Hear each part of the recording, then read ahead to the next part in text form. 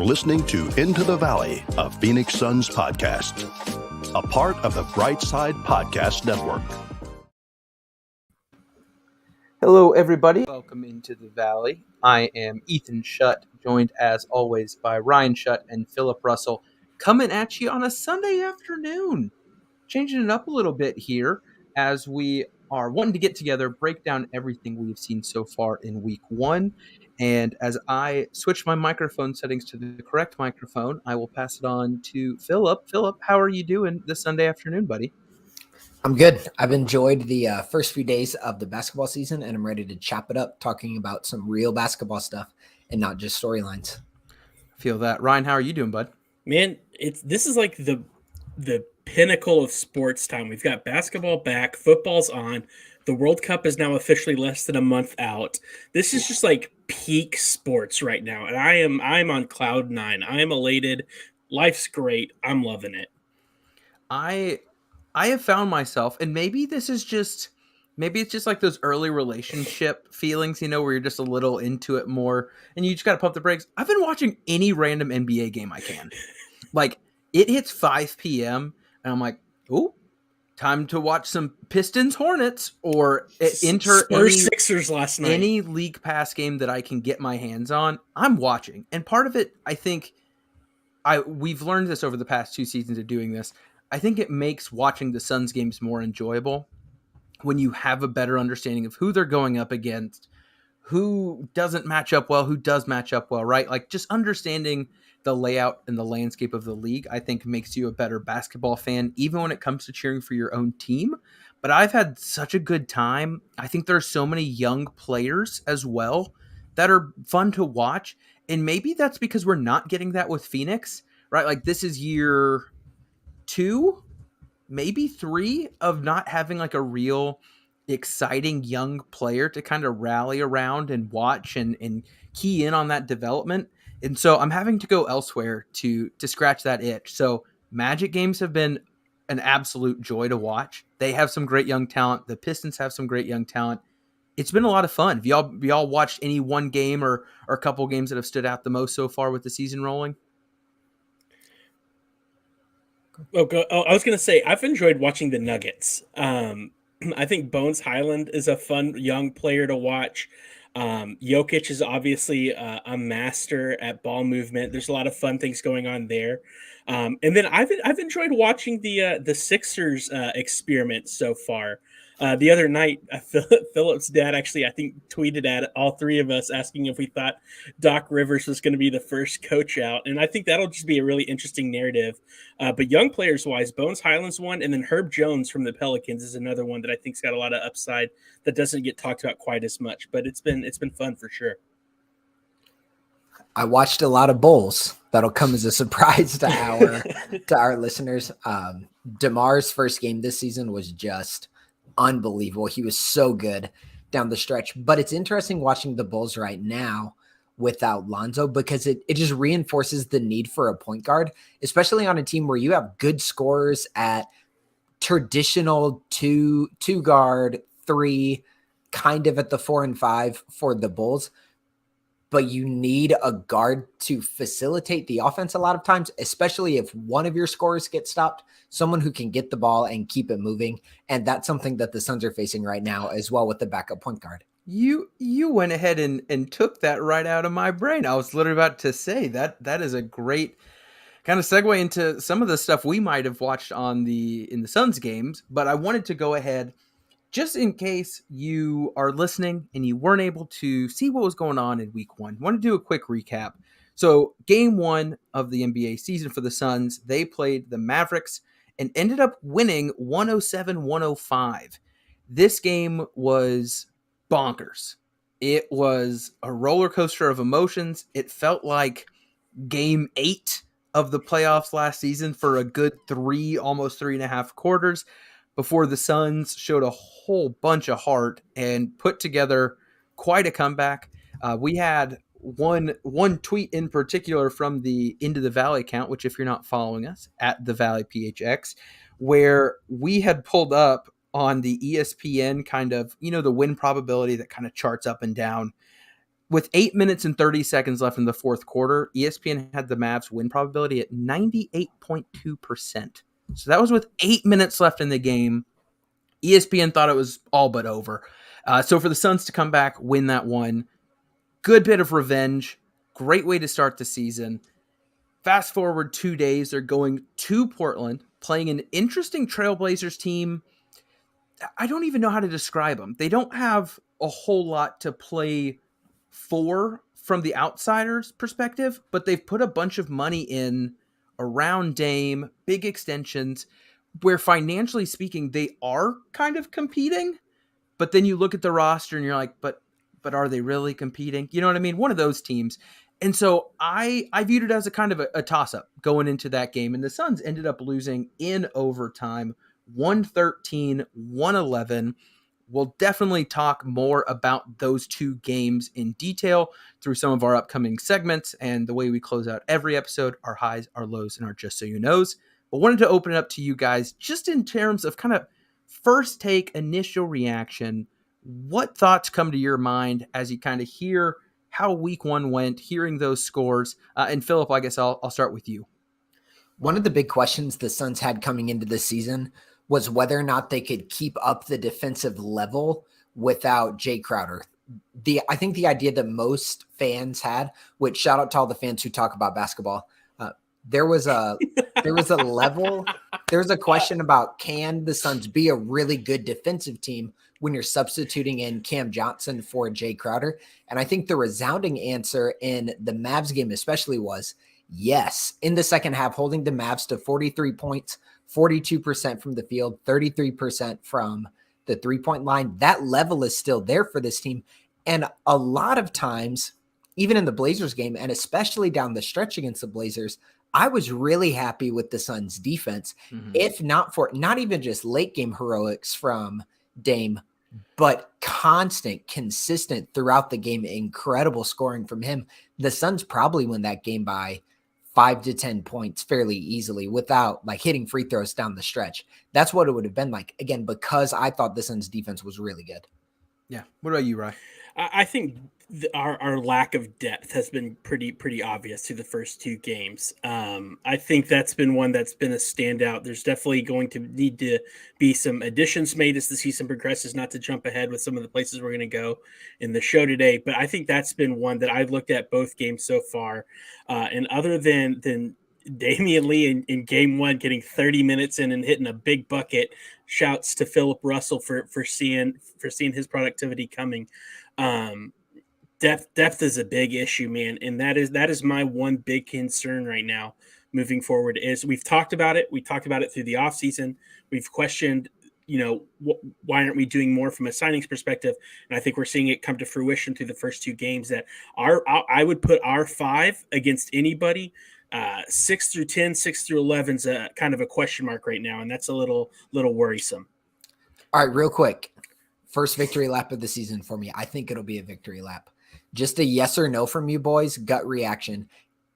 After watching him for 2 games, is Damian Lee markedly better than you thought he was? Yeah. Yes. I mean, but yes. I also was coming from ignorance. I hadn't watched him much, so I had little to go on. But the stuff he showed on court for the Suns is not the stuff he was doing for the Warriors. I think that's where I'm going to give, I think, and I've already tweeted it out from the official account. You get your victory lap, even just on the bright side, which if you haven't checked out Brightside, please feel free. We had all of the podcasters, all the writers do a full poll ranking the Suns players.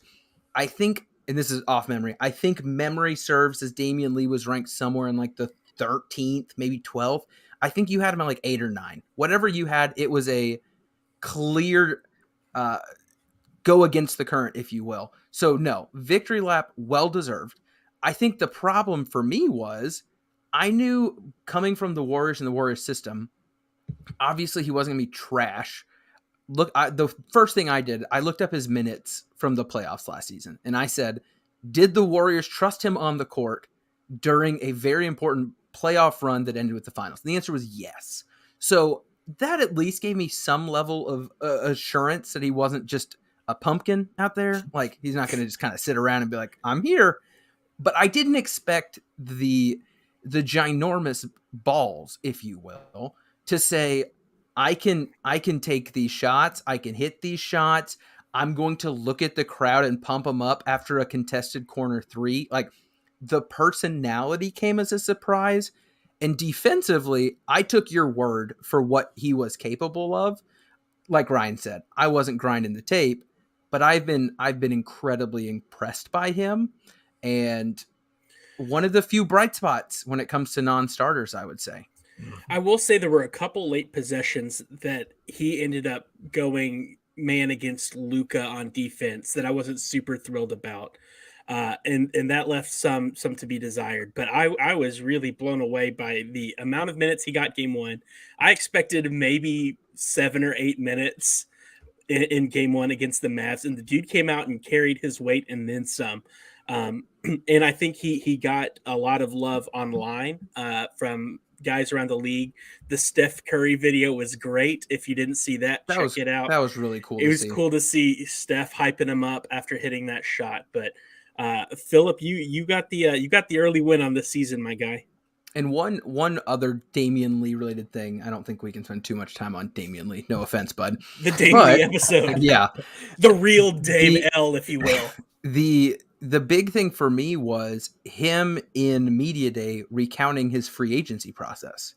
He seemed shocked that he did not have a phone call waiting for him when free agency opened up.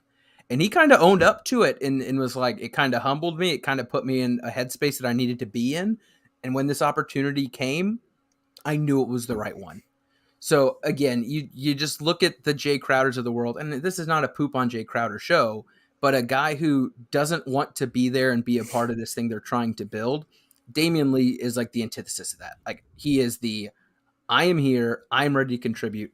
I want to be a part of this. So I don't know. So we will move past Damian Lee. I know he's like the exciting thing that's going on right now, and he deserves every bit of it, even if he might have walked on the game winner. But who's to say? I didn't throw a challenge flag, so I don't know. I will say I didn't get to watch the game live, so I circled back and I did not notice. I saw the clip. I saw the clip on Twitter, and I was looking more at why he was the one who took the shot. And then I sat down and I watched the game in full, and I'm taking my notes. So I watched the last possession a few times. And finally, when I watched just Damian Lee, I laughed out loud. I was like, that was such an obvious walk. Hey, we deserve this. He picked up and put down his pivot foot about 3 times and didn't get it Jamal called. Murray's done it to us. I think Donovan's done. We deserve it. Donovan Mitchell, Jamal Murray, Damian Lee, all the same. Well, as we move along in talking about week 1 here, I want to run you all through a quick game of Believe It or Not. And here is what that game is for our listeners. Brought to you by Ripley's, # not a sponsor. No, don't get us in trouble. I honestly was like, that could be trademarked, so I didn't look. So I am going to give you all a take. This is an Ethan Shutt take. I allowed my emotions to encourage these takes, but my goal is for you to tell me, do you all believe it or not? Pretty self-explanatory. And we're going to go ahead and start with take number 1, and I'm going to let it go Philip and then Ryan, and then we'll switch it on the way back. Take number 1. DeAndre Ayton is the clear number 2 for the Phoenix Suns this season. Philip. Yes, unquestionably, without a doubt. And I also called this shot when we were ranking players.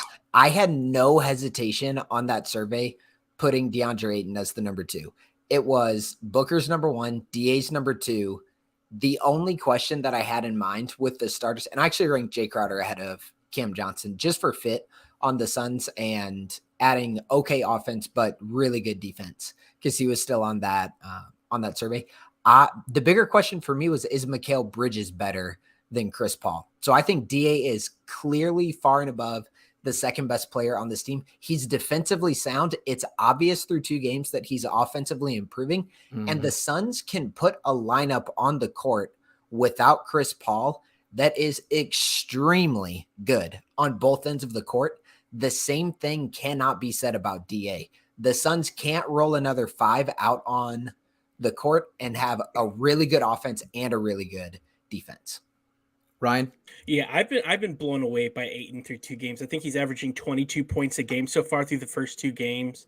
He hit double-digit rebounds there in game one, and he's doing things offensively to continue to add to his bag. One of our biggest complaints, at least I know Ethan and I have talked about this. I think we've talked about it some, Philip, as well. Is there's been times where he'll get the ball and instead of attacking at the rim, he'll look for instead of like dribbling at the rim and going for the dunk, he'll take like this soft kind of floater or look for an extra pass or something. He was attacking hard, especially in that game one. I've loved what I've seen from him. He's taken it obviously offensively. He seems to be bought in defensively, which is great. And I'd go so far as to say through 2 games, it's 1A, 1B, and not even 1 and 2. I think Aiton has been so good.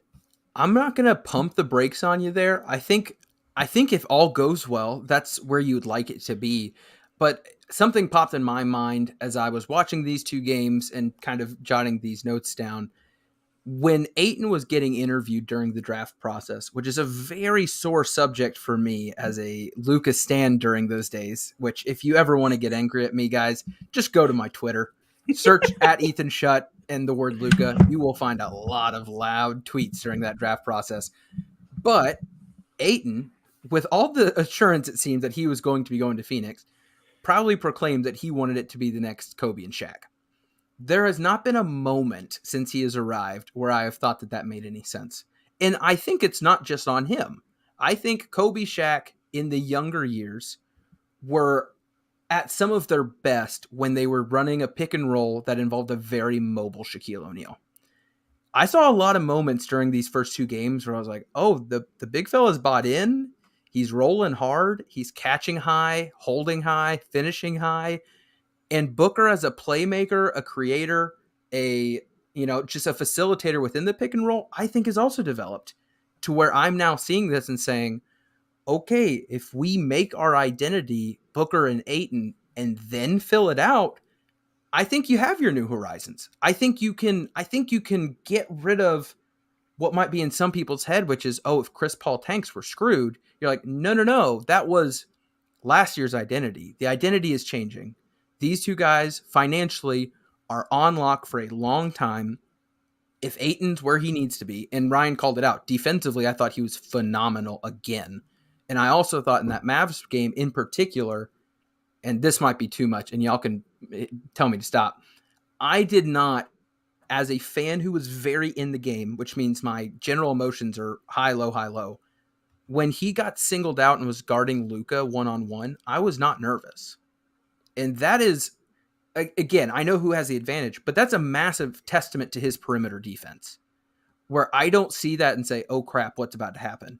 So he has taken, in my opinion, some really good early, got to emphasize that, early indications for us that things could be looking up. There's a lot of season left, but I think when it comes to Aiton and Booker both, you've got to be pretty thrilled with what you've seen. And Ethan, I think this is one of those value added things that comes from having Chris Paul on your team without him even being on the floor. And that I think Booker has learned how to play with Aiton by watching the way Chris Paul played with Aiton. Aiton and Chris Paul had a really good synergy pretty early on. It felt like compared to Booker and Aiton. And I feel like we're seeing Chris's influence on Booker in that pick and roll and them playing together, that even if Chris Paul isn't getting the same minutes he has, you can see his influence on making Booker a better player and facilitator. And I think that's huge. Yeah. And Chris would force feed the ball to DA even if DA didn't make the right decision. Book seemed to have a much shorter leash with that. And I haven't seen that so far. So anyway, Aiton, I think we're all in agreement there on take 1. So take 2, do you believe it or not, Devin Booker will be an MVP candidate. And I'm going to go ahead and clarify this. Last year, Devin Booker finished 4th in MVP voting, but I don't think anyone in their normal non-Suns loving mind would say he was an actual MVP candidate. There was a top 3. It was very clear it was going to be one of those top 3. It was nice for Booker to be invited to the reception type of thing. I'm saying, will Booker be in contention of winning the thing this season? Ryan, we'll go to you first. Gut instinct is no. I think he'll be kind of in that 3, 4, 5 spot again. I think he'll have a more legitimate case than he had last year, because last year's case seemed to be built on like this really great, probably like 3 week run he had where he just looked like a world beater. I do think he will be equally in that conversation, more so, but I don't think he'll be uh, a legitimate contender in maybe those top 2 vote getters for the MVP. But I definitely think he'll take that step up from last year. It seems so far. I excuse me. I don't think you can say anything definitively about the MVP after 2 games. So then we're basically it's an Ethan take. No. We're going off of where does Booker rank as far as the league is concerned coming in, and then where do the Suns rank as far as the league is concerned coming in. So because of both of those, I think it's a definitive no. Booker, in my mind, is not top 10 in the NBA. That's not a shot at him. That's just the level of depth at the star level in the NBA. And I don't think the Suns are actual contenders at this point. So no, pretty firm no from me. I think the opportunity will be more available this year than last year. As Paul takes more steps away, I think that will open the door. I think Ayton's improved play will also give Booker more credit as well. And then although the Suns, in terms of like Vegas odds, were a quote contender, it seems like the general media as a whole does not believe that narrative. So I'm curious to see if they do put it together, what that could look like. All right, number 3.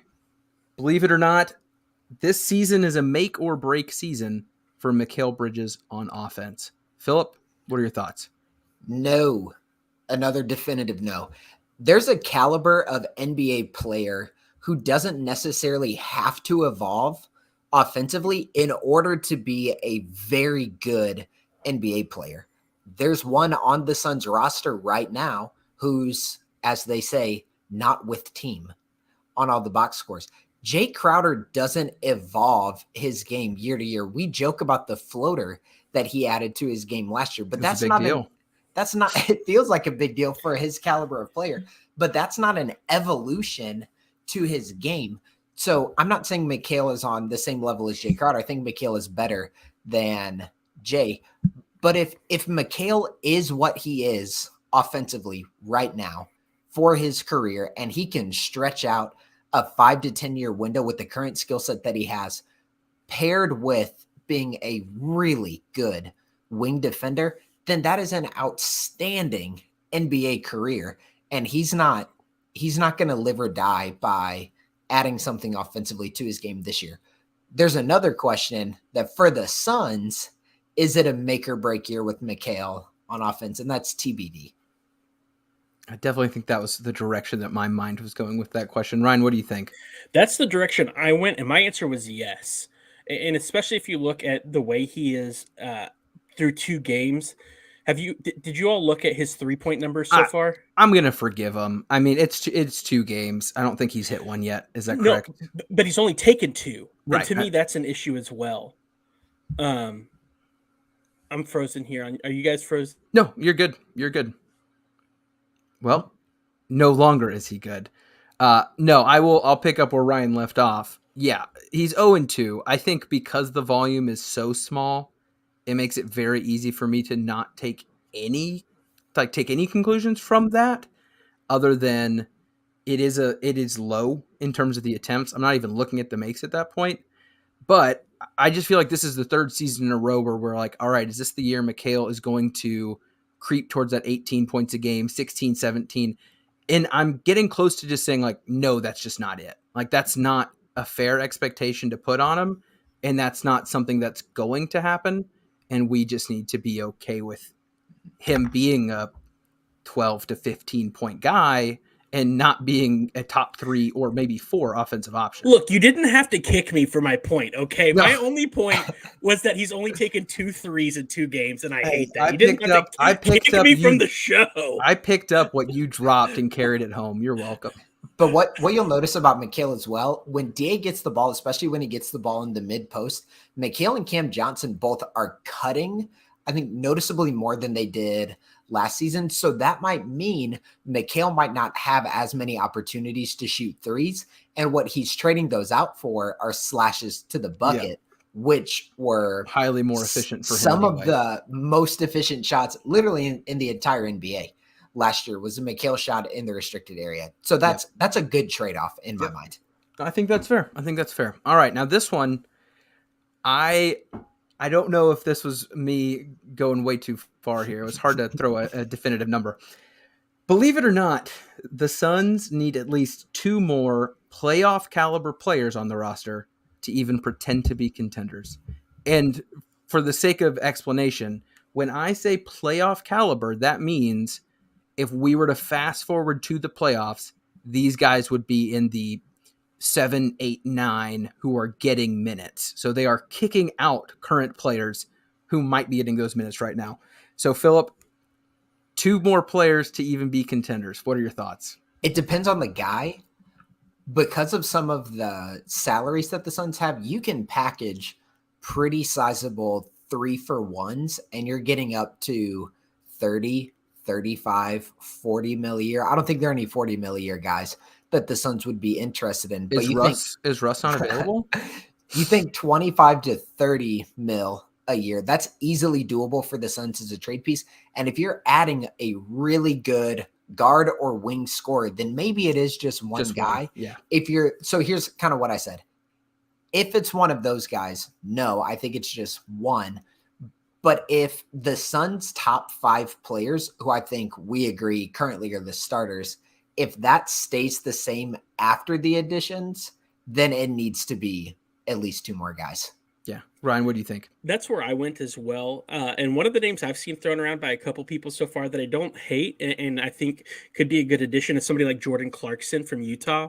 I think Jordan Clarkson could be a good pickup and would fit well into this team, but he's not one guy who's going to make that difference. If you're bringing in somebody like Clarkson, it has to be Clarkson and so I think that's where the discussion is like, what kind of, to Philip's point, what kind of caliber player are you getting to make that? So I would like to see, I think our 5 is good. Like I said earlier, I think I would put our 5 against pretty much anybody at this point. But I think I would like to see a couple more really good playoff role players come in and just kind of flesh out that depth that I mentioned earlier that's lacking. And I think it could be a guy like Clarkson and maybe somebody else to come in behind. No, I agree with both of those answers. I think Clarkson he's a name I've thrown around earlier, just when the Jazz seemed like they were going full fire sale. Now they're winning games and are kind of fun, and who really knows what's going on there. But I think because the draft this year is so valuable, this draft class is supposed to have some real franchise changers. I think as we get closer to Christmas and people seem to have a better idea of, is it worth it for us to pretend to keep trying, or hey, are we throwing it in? I think there's going to be a lot of people available, including names that we might not even be talking about right now, because they're attached to teams that in our minds are like, oh yeah, of course they're trying. Who's to say? One injury means an entire franchise is now looking for a top draft pick.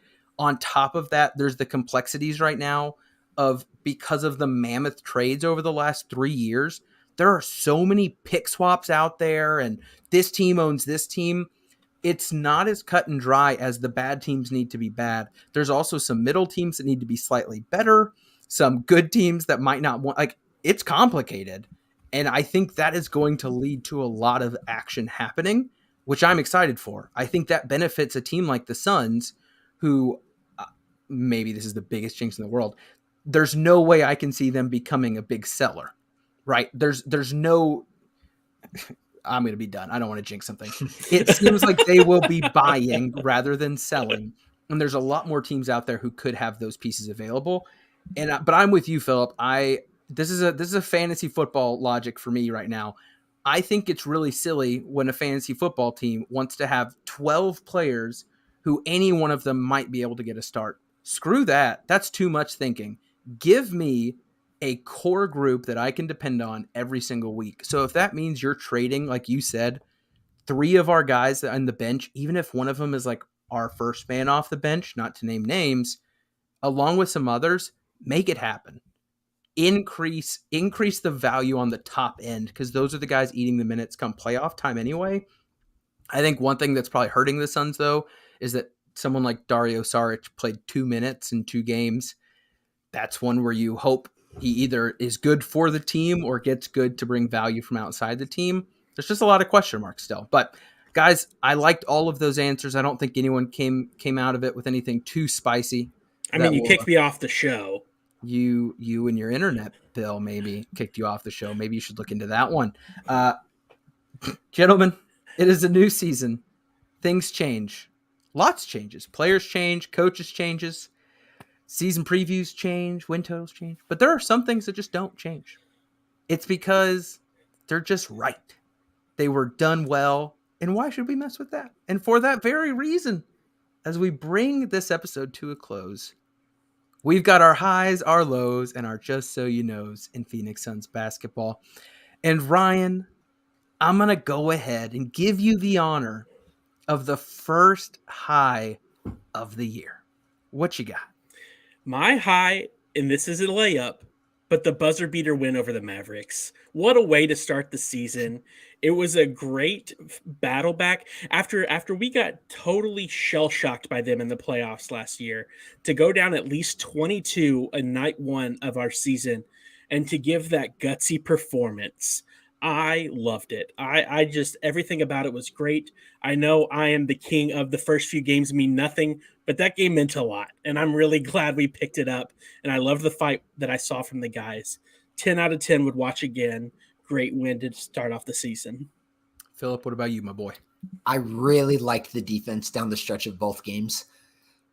Mikhail had an outstanding possession on Luka one-on-one towards the end of the Mavs game. Even the possession when Luka got the and one that wound up tying it, there was a good idea. Damian Lee got switched onto Luka in a one-on-one, and D. Lee tried to funnel Luka towards Mikhail, but Mikhail had to clear out of the lane, and Luka, being the brilliant player that he is, as soon as Mikhail started his clear out is when Luka took off on his drive. That's just really high level, like superstar caliber thinking about the game.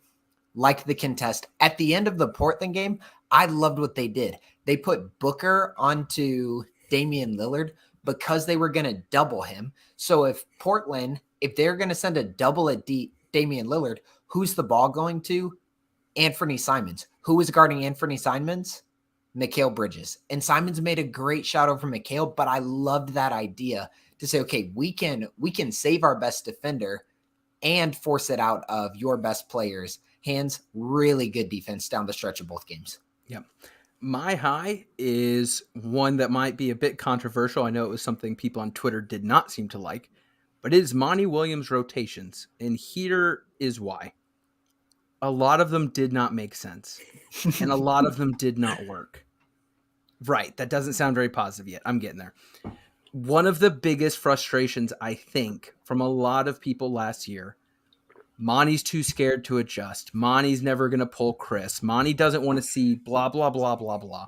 And it took all but one game for us to see Damian Lee closing it out in the fourth quarter with Chris Paul on the bench. That right there for me is a big step in the right direction. And then between quarters 1 and 4, you saw some of the funkiest 5-mans that I've seen in a long time. Like, there are some 5-mans out there that if I just wrote the names down and I said, Did these 5 guys play for the 19-win Suns? You're like, probably. I don't know. Like, that, there were some weird things happening, but I'm okay with it because this, for a team that mentally should be in championship or bust mode, which whether we think they should be, they obviously think so. The regular season is a time to figure things out. So they are going to toy early on to get more people involved while Chris is doing less. That means some things aren't going to work. We're going to watch some train wreck 5s, and that's okay. I loved that Monty immediately said, we're doing this. In a game like the Mavericks game, where there's probably a lot of personal feelings and pride on the line, whether they'd admit it or not, it took some courage for him to say, no, we're riding this 5 that includes Damian Lee out there. So I loved that from Monty. He even mentioned it in one of the post games of like, I'm just trying some stuff out right now. And I think that's a great attitude to have. So moving to our lows, I'm going to go ahead and kick us off with this one because it's short, sweet, to the point, and probably doesn't need to be talked about too much. I hated Devin Booker's game-winning attempt versus the Blazers. I hated ISO Book. Oh, man, it frustrated me so much watching the shot clock wind down. He ushered out the guys, basically was saying, I've got this. They didn't even call for a high pick and roll. Like there wasn't a set to break into something else. If it broke down, it was, I've got this. He went to the right. He executed a very nice step back and might not look open, but an open shot for what the goal is on a step back, very Harden-esque. That just can't be it. That's my 2 cents. That's not how you win a game in a situation like that. You, Booker, have not earned that. I think there are very few dudes who I kind of just put my hands up and say, if that's what you think is best, I trust you. He's not there yet. I wanted to see something else at the end of a game for something like that. Philip, I see you're shaking your head. You want to throw something in there? Yeah, my low is the last possessions of both regulations. Because just sticking with the Portland game, it's the regulation possession stands in stark contrast to the last overtime possession. I know DA missed the front end of his 2 free throws and then Landell missed the money. I'm not worried about those. But no, not at all. Right. That was a really good possession to set a pick and roll, to get Booker going downhill, to get Portland's defense scrambling, which opened up DA for a really good opportunity at the rim. That's it. The game is tied. Go downhill. Yep. That's what it should be. And then even playing the process more than playing the results, I didn't like the Mavs possession either. When Booker gets trapped like that, I want him to have the discipline and kind of the gumption to stand his ground a little bit more and then get the ball to the middle of the court. Because Mikal was flashing to the nail or the top of the key. And both of those possessions, if you remember, he passed it to Damian Lee twice. He kicked wide and almost back. Yeah. Yep. Mikal was coming to the middle of the court. Get the ball there. It's first 2 games. Clutch execution should improve as the season goes on. But again, we just want a little bit more from those last possessions down the stretch. Since you both brought up those last moments, a quick shout out to Dame Lillard for one of the coldest psych outs that I've seen in a long time, looking DA in the eyes and basically saying, hey, you think your team trusts you to do this? That was cold. I like the idea of him being like, so you been here before? He's like, no, cold. No? Oh. Okay, well, just checking. Good okay, luck. big fella. And then walking away with the it was funny. My low of the week, and this is a little tinfoil hattie of me, so I do apologize. Wasting no time. It's 2 games and 2 Cam Johnson injuries, and that's a bit of a question mark to me as somebody who's been known to have injuries that impacted his draft stock. He goes out game 1 with cramps. He goes out with a hip injury in the second game and is questionable for tonight against the Clippers. Again, tinfoil hattie, this could just be purely coincidence, but when the guy is known for that, that's something to be concerned about. And now that he is in your starting rotation and you don't have Jay Crowder there to support it, just something to be worried about. That's my low moving forward, something to watch for. Because he's probably going to be guarding slightly bigger guys than he was last season. And so they're just going to be that more natural wear. Mm-hmm. So I don't think it's necessarily tinfoil hattie. Mm-hmm. I think it's kind of reading the room and thinking like Cam's not as mature physically as a guy like Jay Crowder is. He's not as big as a dude like Jay Crowder is. And he's going to take more hits. He's going to get more nicks and bruises than he did last season. I know fans hate this. I think it makes sense why the ownership, the management, the whatever, didn't read the tides and say, well, the cap's going up, so we need to pay him more, and then just do it. I think they're in a spot with him, again, not being a number 1 overall pick, to say, we're going to be asking a lot of him, both physically in terms of who he's guarding, the minutes he's playing, the workload offensively. This season, the change going into this year actually makes sense for you to be like, all right, this is a prove it season. Ayton did not need a prove it season. Ayton was, you knew enough, in my opinion. You knew enough. The final number was in question. Cam, you are asking something significantly different of him this year than you were last year. I think it makes sense. And honestly, all goes well for him. He's going to earn more money than he would have. And I hope he does. Like, I hope he proves it, because that means great things for the team in the future. But no, Ryan, I don't think that's tinfoil. I think it's an observation that I had and tried to bury deep in my mind. But no, Sorry to be the Debbie Downer. A worthwhile low for sure. Ryan, no pressure. Not to say that you always bring the best, just so you know, but I want to go ahead. It's a new season for some new listeners here. Ryan, what do you have as your just so you know? Look, I wanted to come out of left field early, so y'all got to. No, I'm just kidding. Is it an IKEA snowstorm? I'm never forgetting that one. It's not. Never forgetting that one. One thing I just want us to keep in mind, as a just so you know, as we kind of go through the season, and it was your point about finding basically playoff pieces, right? And what that'll look like on the market, what those trade pieces will look like. If what I am looking at is correct, I'm pretty sure the Phoenix Suns are the only team in the NBA that currently owns all of their future draft picks. That's big. That means we have sole possession. I think there's one team, maybe the Raptors, who owe 1 second round pick to like Memphis or somebody. Other than that, Phoenix are in sole possession of all their future draft picks through the first and second rounds. So that is a good piece to hold on to as we're looking at trade options, contract dumps, those sorts of things to make those plays. And I just think it's something that's interesting and could become impactful as we look to pick up those guys moving forward. Yeah, no, I think a move will happen, and I genuinely believe if you want to think they have a chance at contending, it'll need to happen. Philip, just so you know, to gas up Cam Johnson a little bit, I think the Booker, DA, Cam Johnson combination can be really good. Two different versions of it. Number one, when Booker and DA run a pick and roll on the left side, so starting near the left wing or at least left of the top of the key, and Cam Johnson is the only one on that side of the court with them, there is so much weight to Cam Johnson as a catch and shoot 3-point shooter that it can be really effective. But then down the stretch of the Mavericks game, that double high pick and roll that the Suns were running with Damian Lee, DeAndre Ayton, and Devin Booker, and D. Lee and DA were kind of mixing up what they were doing. Sometimes they would both slip. Sometimes they would both actually set the screen. If you substitute Cam Johnson in for Damian Lee right there, that can be a really dangerous set as well. So I think that 3-man game that they can have is something that will be really enjoyable to watch because they can be so creative because of all three of their offensive capabilities. So, follow-up question. I think a lot of people in their Dream Suns world thought that it would be Bridges, Ayton, Booker as the trio that gets built around on offense. Do you think that Cam Johnson could be a number 3 offensive weapon on this team? Or do you think that he's just a really good complement to the 1 and the 2?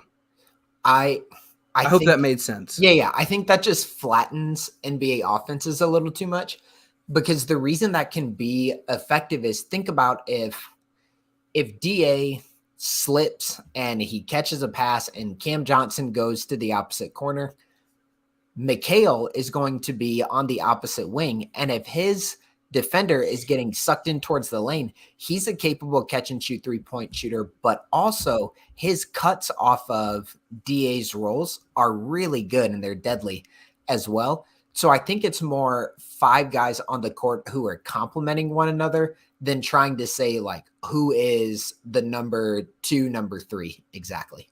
I feel you. No, it'll be a good thing to keep an eye on those rotations moving forward. Just so you know, I wanted to just go super nerdy with like Booker stats, because I think in terms of efficiency, he is off to a blazing hot start. If they would have beat the Blazers, I think he would be getting talked about a good bit more in terms of national media. Guys like Jason Tatum right now are kind of the talk of the town. Even guys like DeMar DeRozan aren't getting talked about enough after an incredible game 1. I think Booker probably would be getting a bit more attention. But one of the players that I wanted to highlight as a story worth sharing is Cameron Payne. And here's why. The first half against the Mavs was abysmal. A lot of things were going wrong. The only thing that was going well for them was Devin Booker.